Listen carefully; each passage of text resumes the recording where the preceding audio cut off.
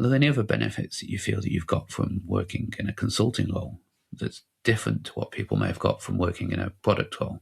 I think you learn, especially in the beginning, you learn a lot very fast because you're exposed to different problems with different people.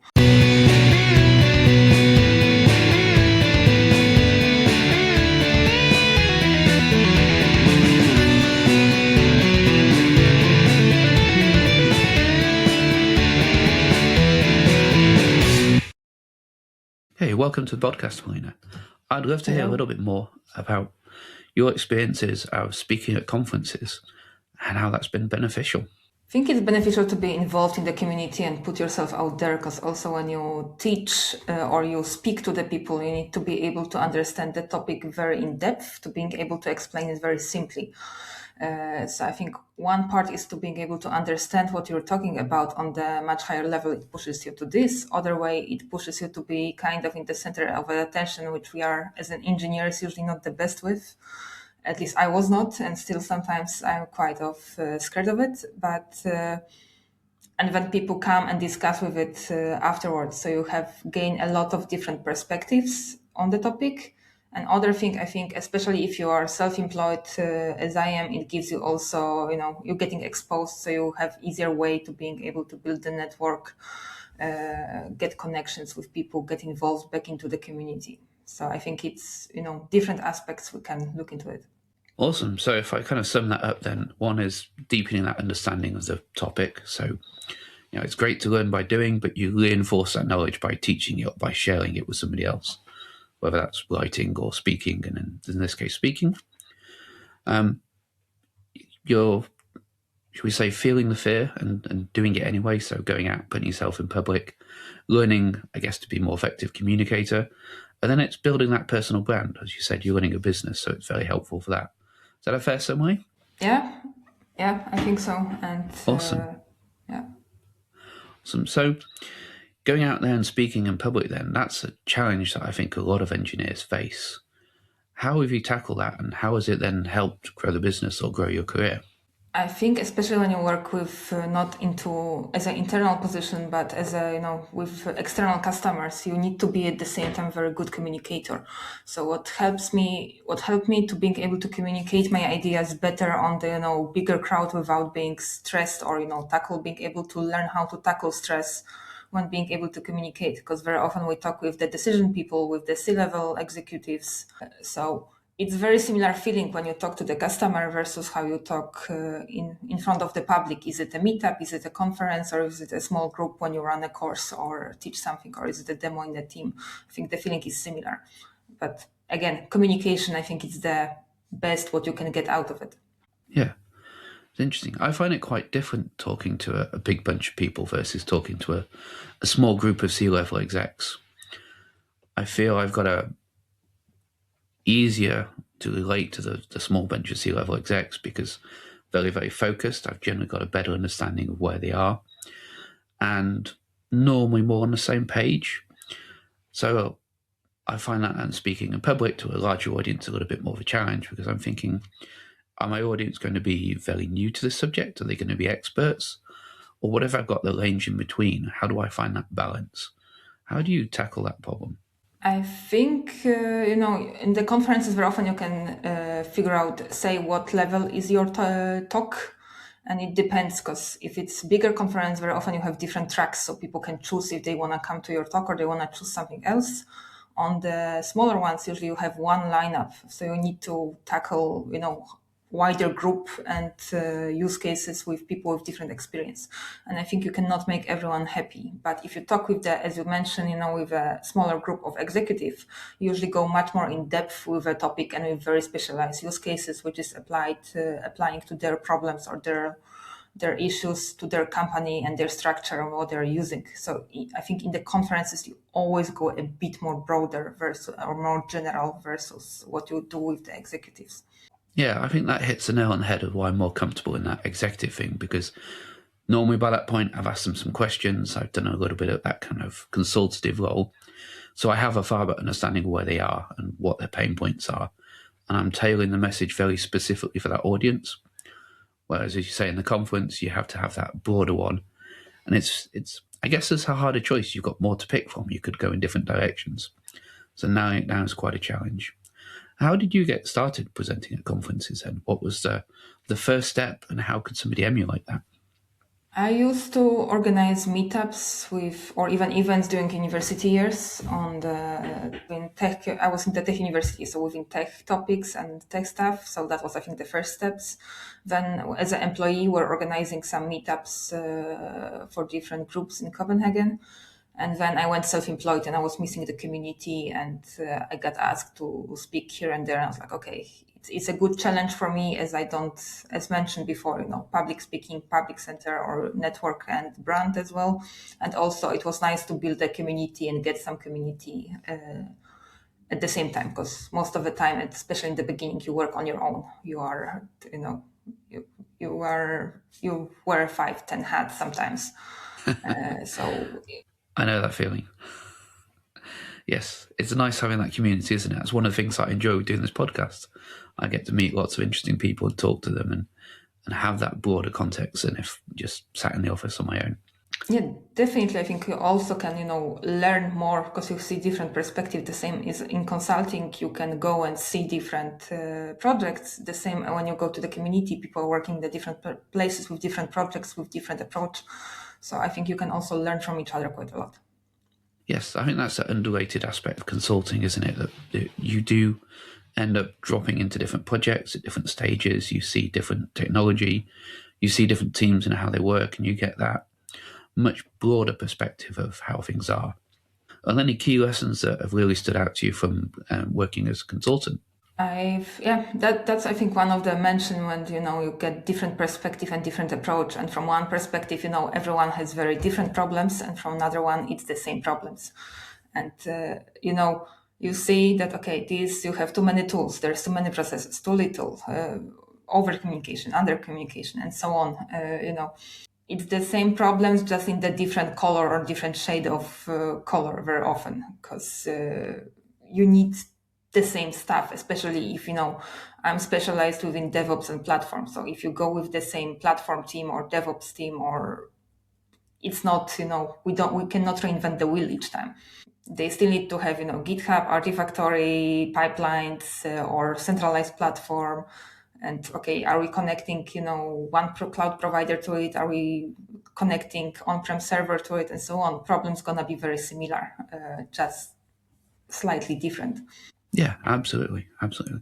Coming back to the conference speaking for a minute, then, are there any key lessons that you would share? Like, if you had to pick out, say, your top 3 lessons for somebody that wanted to get started speaking, going along to conferences? I think you don't need to be specialized on something to being able to talk at the conference, because I think that's what I was scared of. Okay, I'm not experienced enough. There's a lot of people who are much better than me, have much more to say. But you can pick up a topic you're interested in, or your journey even, and pack it into the talk and apply and share it with the people. And also, don't be scared to apply to multiple places. Or if you don't want to talk to the bigger, So I think the first one is doesn't matter where you are in your journey, just do it. And second, if you don't scared to be rejected. Go to the smaller meetup, or even start from your colleague or friend to being able to chat or do the webinar, or ask someone, ask for the opportunities to speak somewhere for smaller audience, because it's, snowball effect. Once you start speaking at one, people see you, people get to know you speak. And if you want to go with there further, it's gonna be much easier once you get a bit of experience, even for meetups or even within the company. Like, hey, I have this topic I want to go into. So yeah, just try to find your audience wherever, and I think that's going to build up you to being able to go further. Yeah, like so many of these things, the secret to starting is just start, isn't it? Once you start, it becomes clearer how to progress, becomes easier to progress. You start getting that feedback, you start getting that learning. Are there any particular favorite talks that you've had of favorite topics that you've talked about? Think one of the biggest topics last year was the EU regulations, because at least in EU there got a lot of different acts which got GDPR we had some years ago, but we had Data Act, we had DSA, we have AI Act, and so within short period of time there was a lot of different regulations coming. So I've seen that topic got quite of interest. Of course, there is all AI discussion next to it, and how do we integrate AI in different ways in our work, as that's hot topic within the last few years and right now as well. But I think, So, yeah, regulations were interesting for me, as it was something a bit different and something what I was not really exposed beforehand as much, and I didn't need to deal with it. okay. Okay, yeah, that makes sense. So you've mentioned AI there. What has your personal experience of AI been, and do you think it's useful or not useful? And what kind of informs that view?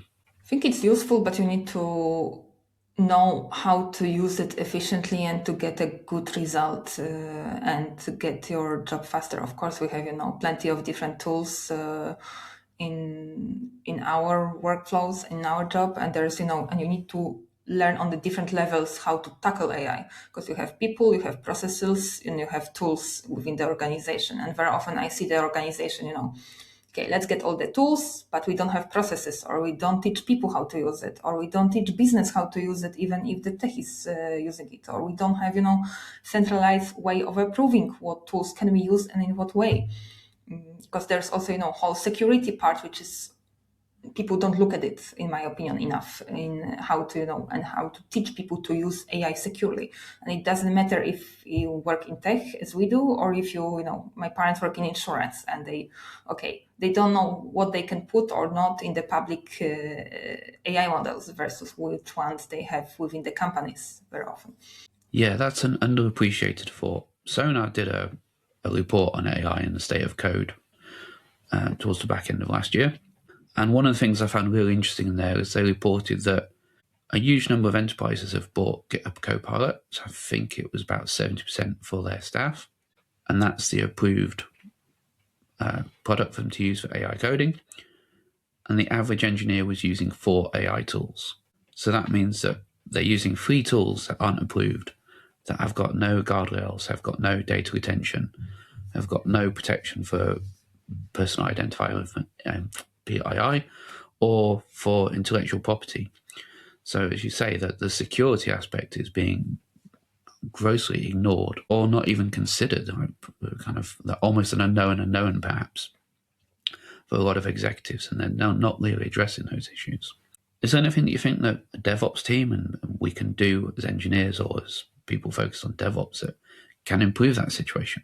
I think that we are tackling different tools already. Usually, within DevOps or platform, we have easier way to jump in between, and you need to be able to explain to business side also why do you need 4 or 5 AI tools, because usually very often business is responsible for approving the tools or someone high in tech, but they not always have enough understanding why do you need it, how does it work, what's the problem is causing if you are not gonna approve more AI tools, or you don't have it managed within policies of internal policies, or you not purchase it, it's not approved.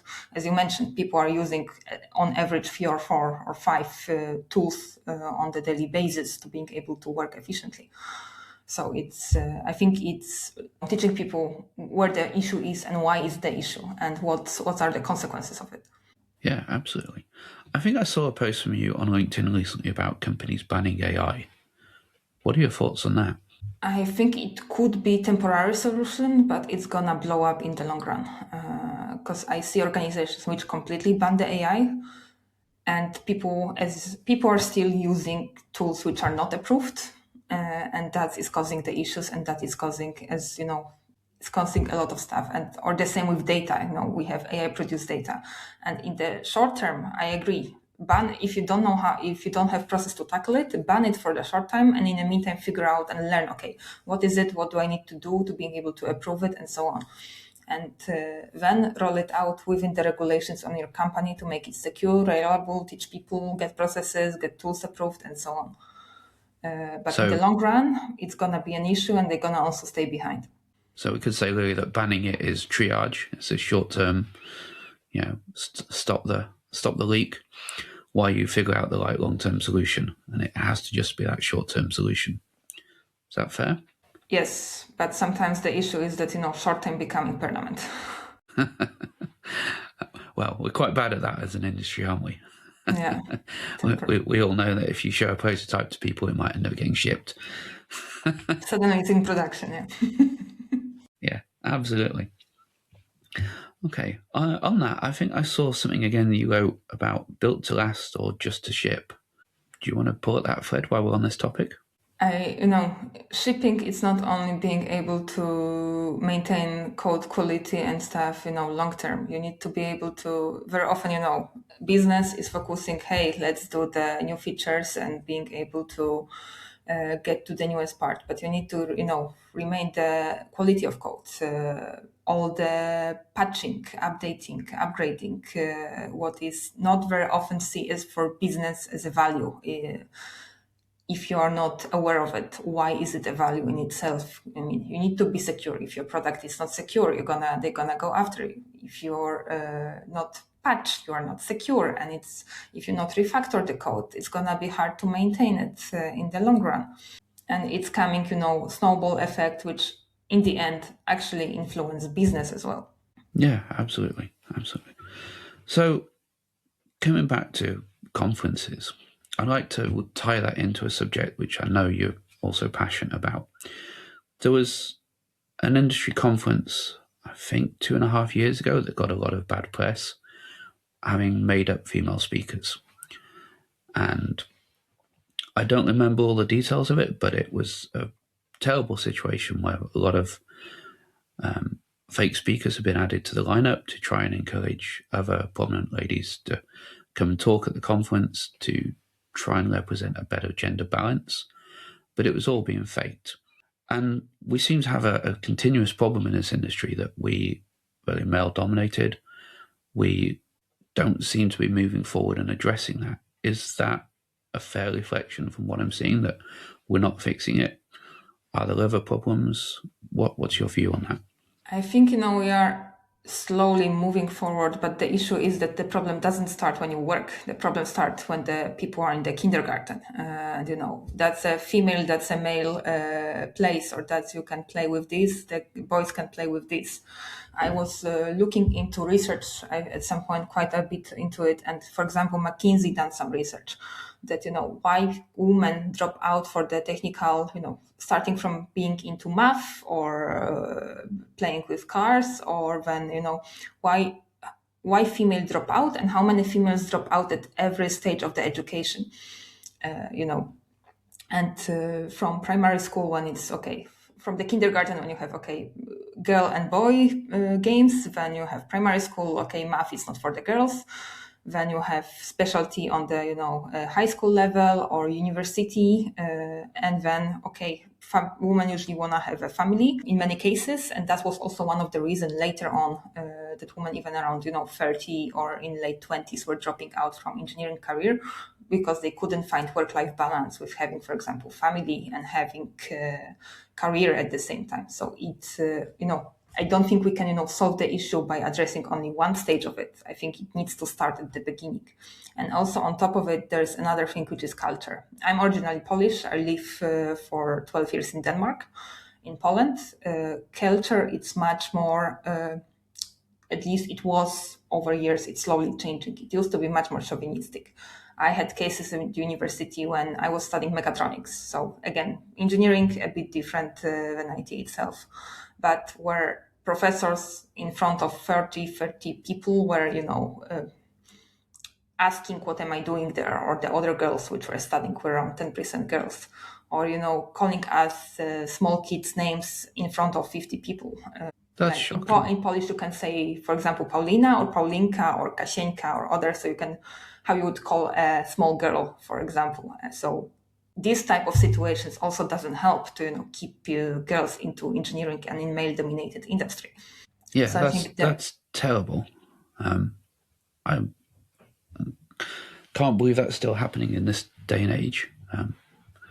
So I'm assuming here that you're a bit younger than me, and I didn't see that when I was at university, and I was in a different country to you. But that's the kind of thing I imagine happening 70, 80, 90 years ago in this country. At least I hope so.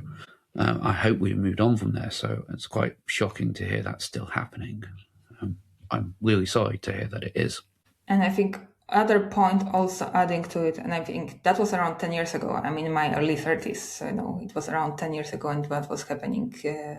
But also I think, Eastern Europe is catching up or caught up over last decade a lot in the mindset and so on towards Western countries. But another thing is, in the developing countries, you can see that women tend to choose harder subjects. You have much more engineers, in Eastern Europe, in India, and so on, versus, for example, in the developed countries, as you looked into Scandinavia, women tend to choose more traditionally female roles, or, you have a lot of nurses and so on. I had, when I was studying in the Danish university, we didn't have a single Danish girl at the whole department. We had few girls, but there was, from Italy, Eastern Europe, India, and so on. So I think there are few things here which for some we can have influence and for some not really. Wow. Yeah, kindergarten is a long time ago for me to try and remember what that was like. But, as you say, if we're already shaping people back at that point, we're, what we do when you get to 30, 40 in the industry, it is far too late, isn't it? We need to have a whole structural change in how we bring up children, how we educate children, and how we flow that all the way through kindergarten, right the way through to university. What about in the workplace then? Because that's something that, we as people in the workplace can affect and can deal with right now. The education, we will have to encourage our governments to improve that. But the workplace, we can have a direct impact on, at least in the workplaces we're involved in. What are the key challenges there, and how can we improve the workplaces that we're in? I primarily work in Denmark. I never, for example, worked in Poland. So it's, my perspective from this bubble, if you say so. I think it's much better, versus you are heard, you are seen, and your needs are met. I had a few situations because the people assume I'm sometimes younger than I am, they used to. So sometimes that was the issue. Okay, you are a student. I'm like, no, I actually teach the course here, and I teach you on the course. So there are a few situations like this, and I had, I think, one or two situations when someone couldn't apprehend that I'm a girl and figure it out. So I think but there's active action after it. So if the people see the issue, they, I think, act on it, at least in the workplace. That's my experience. So I think here the situation is much better versus the education. Okay. And is there anything that we as individuals can do, even if we're not in a position of power within the workplace? I think you don't need to be in a position of the power. You always have a power, if you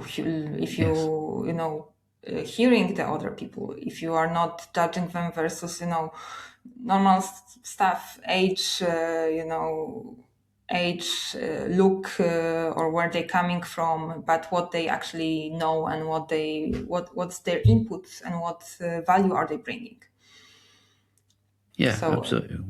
We should always be focusing on what people are bringing to the table, irrelevant of their background, their gender, their age. exactly, and I think this power you have, on every level. Yeah, absolutely. Is there anything we haven't talked about in that subject that you think is something that we could explore that would be something that people listening to this can take action on? I think, there's an issues at each stage. I think that's the most important. You have influence on your direct environment. I think you can change approach, because I have a lot of, male great colleagues over my career, which make me feel seen and heard, and not because, any external factors, but what I actually will bringing to the table. And I've seen the same situations with others as well. Good. And that's the way it should be.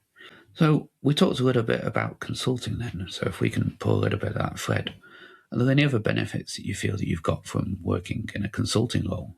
that's different to what people may have got from working in a product role? I think you learn, especially in the beginning, you learn a lot very fast because you're exposed to different problems with different people. Of course, you're not diving as much deep sometimes as you do if you are in the same position for many years. If you are in the one team for 2, 3, 5, 10 years, that's very different versus if you jumping from project to the project. But it's on positive side that knowledge and that experience make you learn very fast, adapt very fast, and you spot and see stuff much faster because you've seen more and because you're used to changing and seeing stuff with the more fresh perspective. Yeah, I think that's really true.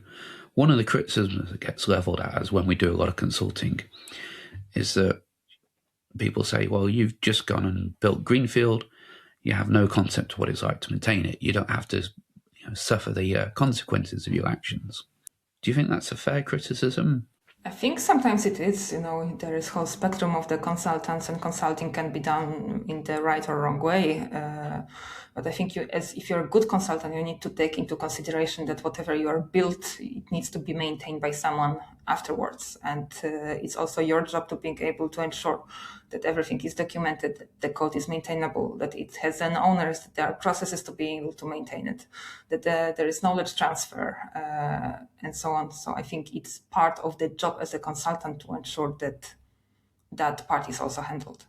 Yeah, I think that you're right. There's a huge spectrum of consulting, and I think some of that bad reputation perhaps comes from some of the bigger consultancy firms where they're very much sell you a bunch of bodies doing some consultancy, finish a project, and they're out the door onto the next gig. Where perhaps when we're smaller, more boutique, or it's our own businesses, we're far more thinking long term. We're far more thinking about how do we deliver something, how to make sure you're set up for success, and when we walk out the door, you're in a good position because we want you to feel happy. We want that word of mouth, that personal brand. We want that follow-on work some point in the future. Do you think that's fair? Yeah, definitely. With the scale, you lose control a bit. It's more distributed, so you cannot control as much of what outcome are you providing on every person. I mean, it's easier to manage or keep the quality high over 1, 2, 5, 10 people versus if you're going to hundreds or thousands. Yeah, absolutely. Am I right in thinking that you've done an MBA, Paulina? I haven't done the MBA. I'm looking into possibility of doing MBA. Right, okay. So I thought I'd seen you write about the value of an MBA. So what does it attract you to the MBA then? As you know, I came from technical background to more being self-employed and having my own business. It's more business knowledge and also a bit of the challenge and network in a bit more formalized way, which I think can be beneficial if you only have an engineering education, because running the business, that's very different skill set and problems versus solving technical problems. So I think mindset is there a bit different. So yeah, I've probably seen a post about me looking for people who done technical MBA, and that was to being able to understand, how does it influence people who are not only into business but also have a technical background, and where they are in their careers later on, and was it beneficial or not? And yeah, I think that's a great question to ask.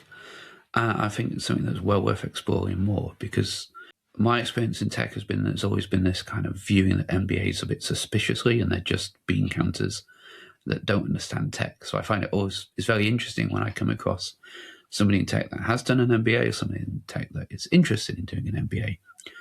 Because I think a lot of that bias we have from software engineers towards the MBA is perhaps, there's always going to be a nugget of truth to it. There was certainly a lot of, in the early .com hype, there were a lot of MBA graduates, should we say, coming into .coms and not understanding the tech and being very focused on trying to treat it like a consultancy gig. Equally as much, I think there's a lot of value to an MBA for a engineer because we don't build tech for the sake of tech. We build it, as you say, to solve business problems, to create some value. So having that perspective of understanding both the technology and the business, I think is a very unique overlap that more people should have. So I'm biased. I have a strong view that an MBA is very, very useful for an engineer, and is something that gives them that far better understanding of why we're making decisions and that it's not just a technical grounding. And my experience has been that the engineers who have done MBAs have, again, that very good understanding that we're not building tech in a vacuum. So I think it's very, very worthwhile. So where are you in your journey of pursuing that then? How are you applying? Are you still considering it? What are the key issues that are on your mind? I'm still a journey. I talk with some universities, I talk with some people. So there is, one thing, it's timing and, time which you need to put into it. And with, living between few countries, having your own business and few other stuff, it can be a bit of a challenge to being able to prioritize it. So it needs to be a good time for it. Yep. Another thing is, I don't think it's the only way to get a business knowledge. And I look if it's a good moment for me in my career, if it's a right point for it, or should I wait with it a bit more once for example, my company gonna be bigger than it is now.